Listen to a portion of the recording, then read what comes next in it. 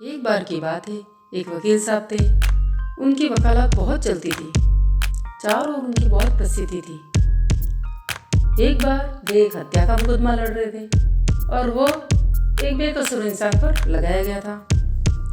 इसी बीच उनको समाचार मिलते हैं उनकी पत्नी बहुत ज़्यादा बीमार है, जो गांव में रहती थी, और उसकी बीमारी बहुत गंभीर थी। तो वकील साहब गांव आ गए और पत्नी की देखभाल में लग गए। अब इसी बीच क्या होता है कि हत्या के उस मुकदमे की सुनवाई की तारीख पड़ गई। वकील साहब अब दो राय पर, इधर पत्नी गंभीर रूप से बीमार और उधर पेशी पर नहीं जाए तो उनके क्लाइंट को फांसी तक हो सकती थी। बड़े असमंजस में थे। जब उनकी पत्नी ने उनको असमंजस में देखा तो उन्होंने कहा, आप मेरी चिंता न करें, भगवान सब अच्छा ही करेंगे और आप पेशी पर जरूर जाएं। ठीक है, पत्नी की बात मानकर वे दुखी मन से शहर आ गए और अदालत में मुकदमा पेश हुआ। जब वकील साहब जज साहब के सामने अपनी दलील दे रहे थे, उस समय एक आदमी आता है और उनके हाथ में एक कागज देकर चला जाता है। जैसे ही वकील साहब उस कागज को पढ़ते हैं तो उनका चेहरा गंभीर हो जाता है, लेकिन उन्होंने उस कागज को मोड़कर जेब में रख लिया और अपना कार्य करते रहे।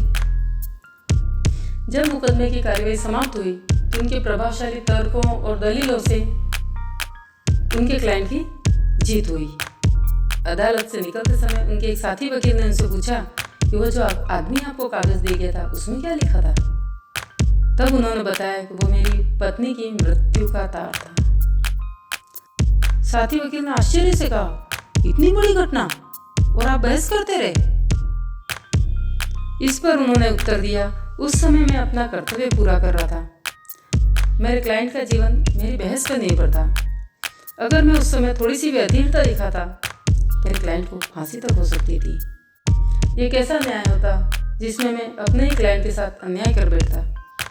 पत्नी तो जा ही चुकी थी, अब क्लाइंट को कैसे जाने देता। वे वकील साहब थे हमारे देश भारत को एक सूत्र में पिरोने वाले सरदार वल्लभ भाई पटेल। ऐसी गंभीरता और दृढ़ता उनके चरित्र के प्रमुख गुण थे और इसी कारण उन्हें लौह पुरुष कहा जाता है। कठिन से कठिन परिस्थितियों में भी अपनी कर्तव्य परायणता ही मानव को महामानव बनाती है।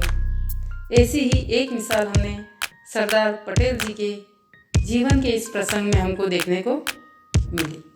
धन्यवाद।